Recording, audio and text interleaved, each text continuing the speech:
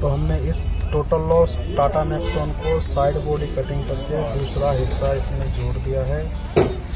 कैसा हो रहा है, कैसा हो रहा है, आप हमें कमेंट करके बता सकते हैं।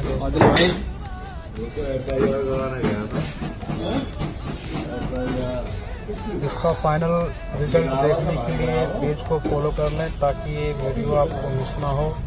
इसका लाइक जरूर करें।